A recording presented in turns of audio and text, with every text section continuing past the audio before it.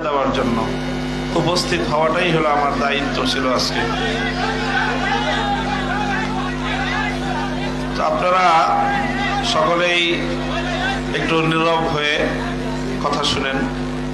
কেউ কোনো কথা বললে অন্যরা তাকে আর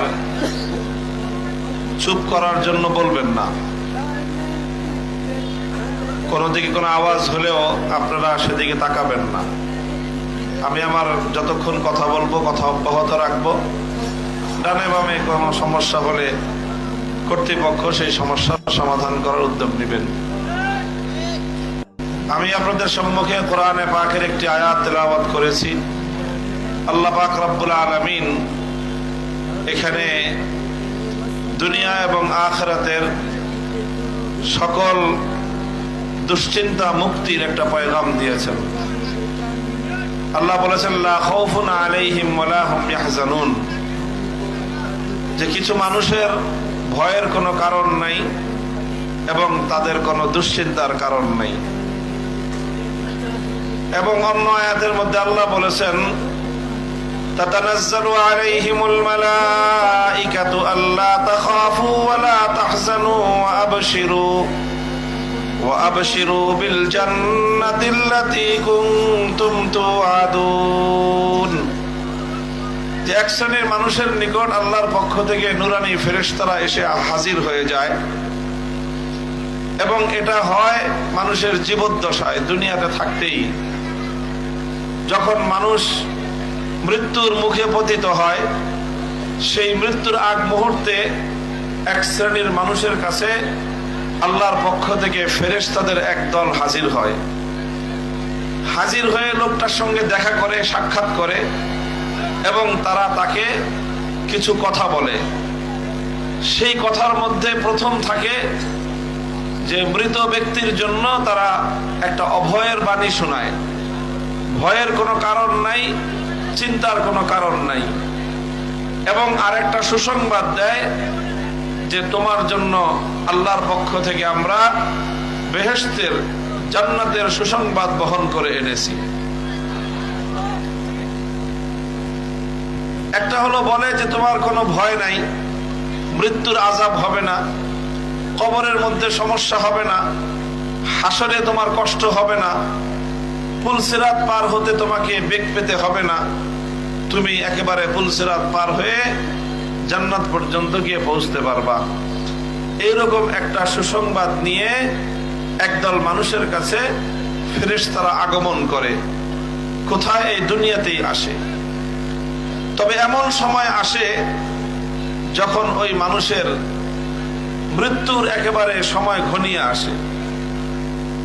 তখন সে কথা বলতে পারে না, চোখে দেখতে পারে, কানেও শুনতে পারে, সবকিছু বুঝতে পারে, শুধু বলতে পারে না। দুনিয়াতে মানুষের উপর মৃত্যুর সর্বপ্রথম যেই প্রতিক্রিয়া প্রকাশ পায় সেটা হলো মানুষের জুবান বন্ধ হয়ে যায়।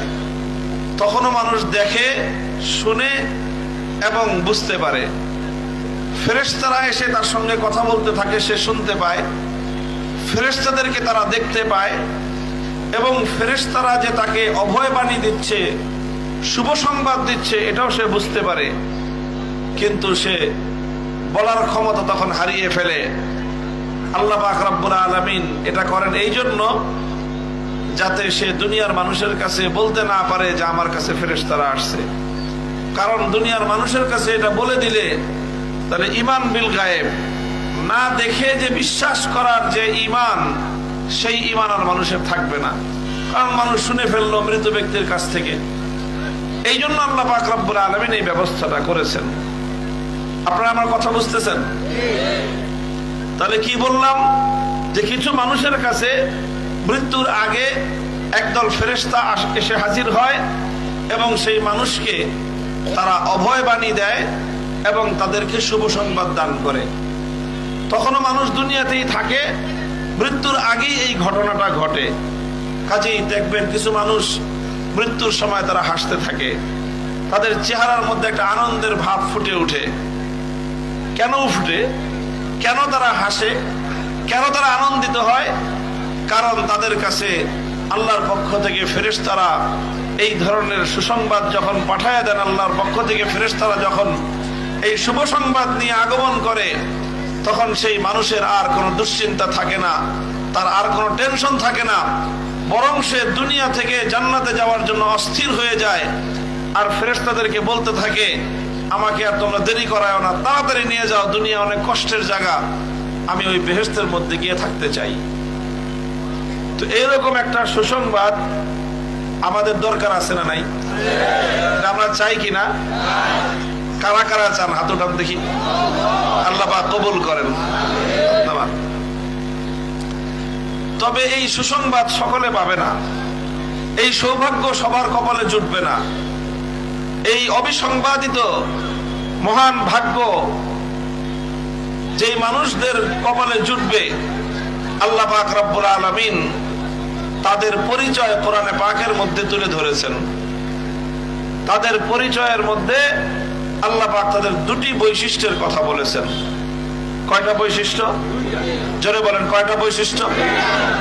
এই দুটো বৈশিষ্ট্যের কথা আল্লাহ বলেছেন।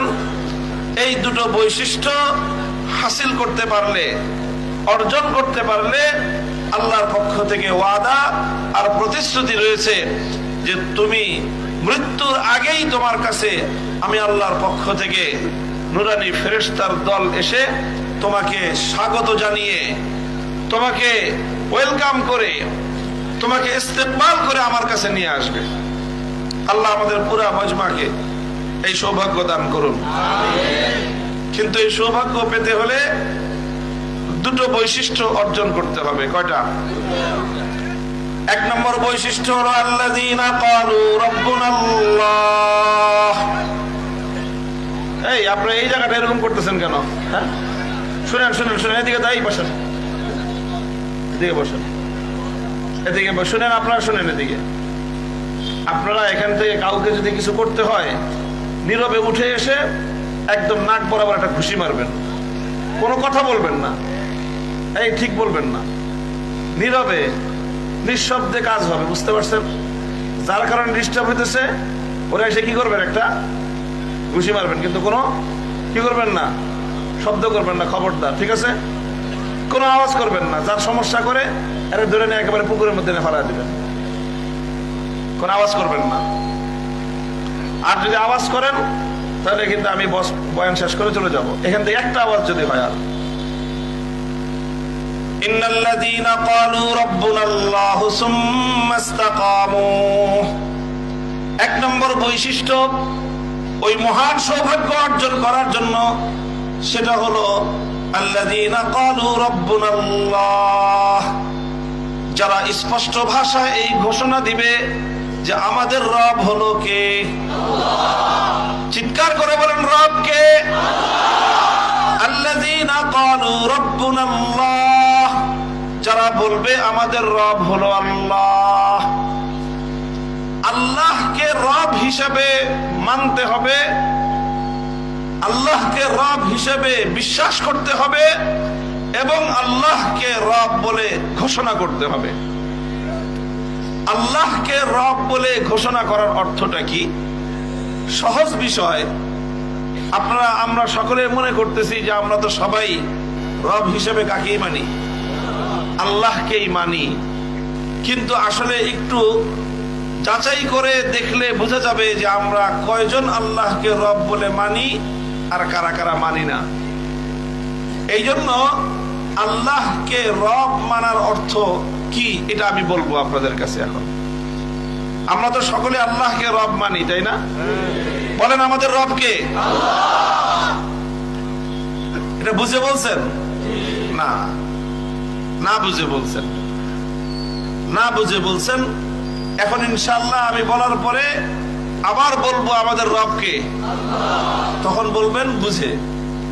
ঠিক আছে কথা? দেখেন, আল্লাহর এই রব, আল্লাহকে রব মানার বিষয়টা এটা খুবই গুরুত্বপূর্ণ, খুবই গুরুত্বপূর্ণ। মানুষের জীবনে এর চেয়ে গুরুত্বপূর্ণ কোনো শিক্ষা নাই। আল্লাহ পাক রব্বুল আলামিন যখন মানব জাতিকে সৃষ্টি করলেন, সর্বপ্রথম মানব ছিলেন কে? আমাদের বাবা আদম আলাইহিস সালাম।